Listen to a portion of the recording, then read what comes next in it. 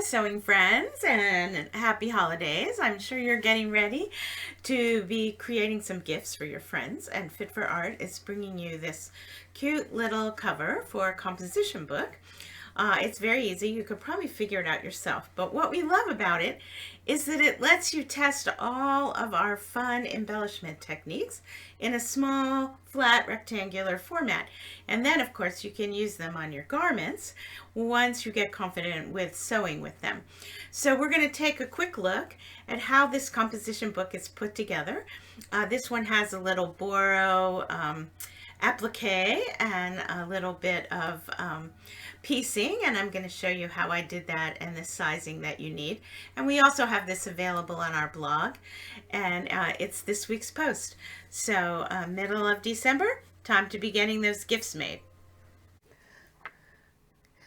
Let's take a look at how we are going to create the cover for the composition book cover. And on the blog post, we give you all these dimensions. You can just dial into fitforartpatterns.com and find the current blog post, and it will tell you that you need to have a cover piece that is 24 inches wide by 12 inches, I guess it's 12 inches wide by 24 inches long to create the cover itself. And this one is just all one fabric. This is the fabric that I worked with for my appliques for the gnome book cover, but I didn't choose to use it all in one piece. I wanted to rearrange the characters in the piece, so I cut them out. So you could certainly use this as your fabric. And then here we are turned around, and we have sitting in the middle of this cover a piece of batting that is going to be what actually covers the book and gives you the gives you some support to the work that you're going to do on it. Just makes it last a little bit longer, gives it a little bit of dimension.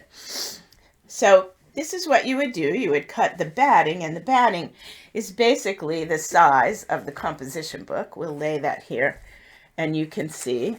And then what's around the edges will be the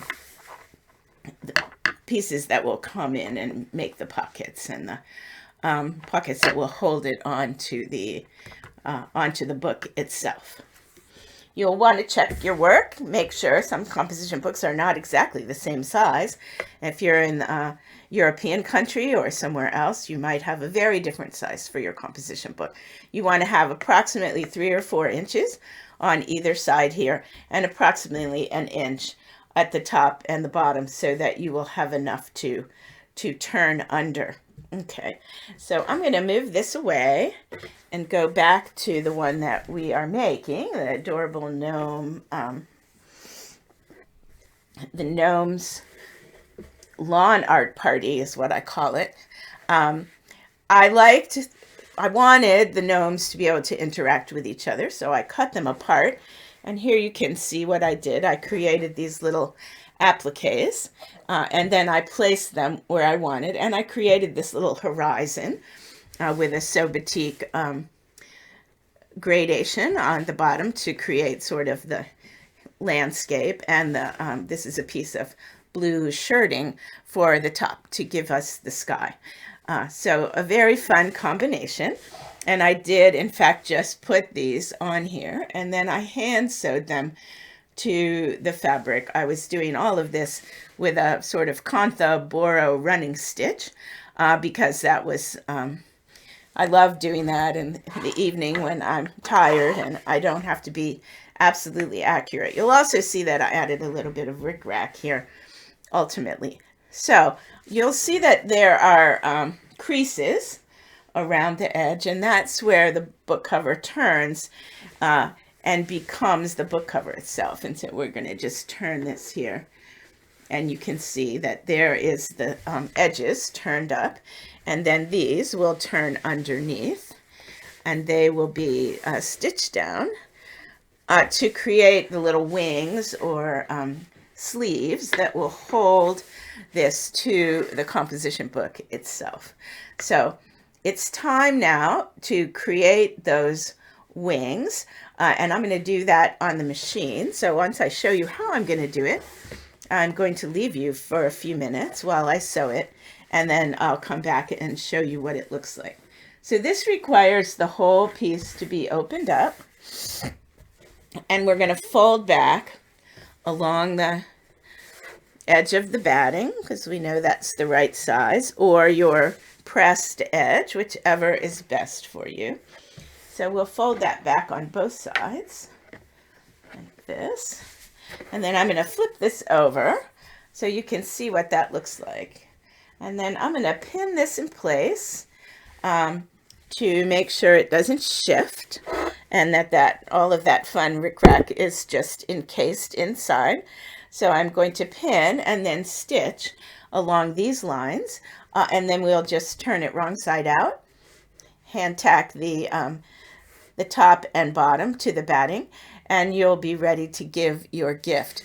So give me a couple minutes and I'll be right back to show you how this looks when it's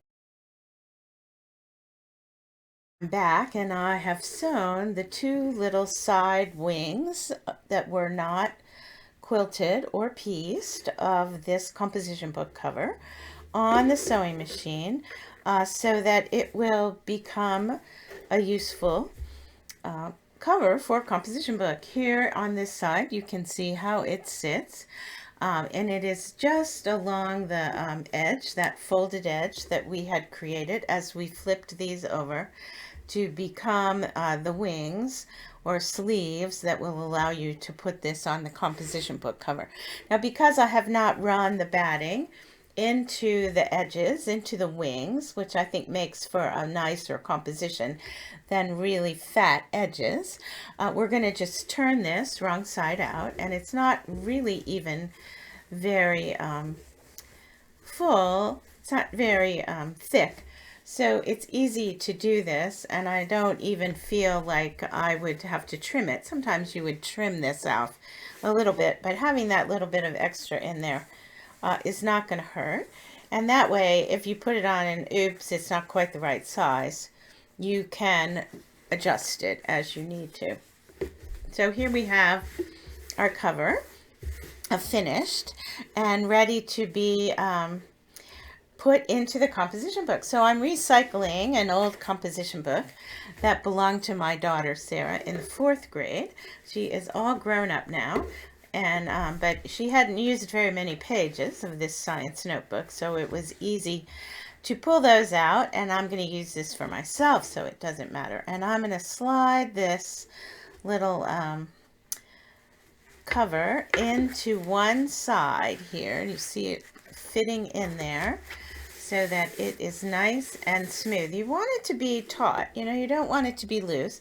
And you will need to go in once you've checked the size and stitch these little loose edges down. They will stay down pretty much as long as you're not taking the cover on and off very often, but just tacking it in along here into the batting will make it a much nicer thing. Now when you get the second side, you have to actually sort of manipulate the cover and move this backwards a little bit in order for it to go in the way you want it to. And just takes a little bit of maneuvering. Like I said, I like it to be thick, so that is not working very well. Here we go. I got it back on itself. We're sliding it in there. You see how nicely it fits? It fits pretty taut. And then when you fold it, you have enough room for it to fold comfortably. So it's not too tight, but it is absolutely a lot of fun, and you can have a good time with it. This one here has scrap lace applied. So this was a piece of lace I had made in a scrap lace workshop and never really known quite what to do with. And this composition cover idea seemed like a great one. So it is actually mounted. I had to cut it to a different size, and I included our little La Cascade label on it. It is mounted on linen, and I did some borrow stitching and some decorative stitching in between in the areas that were a little blank, so that it looks really full and complete. And it too has these little wingy sides that fold in and attach, and they have also been sewn on the machine. So here you go. Time for you to make one for yourself. You can just use a plain fabric, maybe a football team fabric or some kind of special fabric that your kids have loved, or you can do a little composition with the boro, or you can put a little sample that you made in a class onto it, mount it somehow. There are so many possibilities, and we encourage you to use this to make some fun gifts and maybe even recycle some composition books kicking around your house. Thank you for joining in the fun today. I think you're going to have a good time playing with this composition book cover idea. You can save it for all kinds of fun occasions. We actually at La Cascade covered a French composition book for our hostess as a thank you gift last year.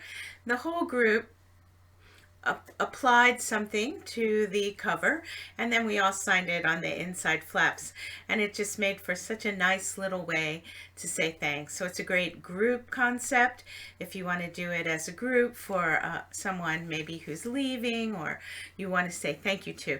We have some other gift ideas on our website too.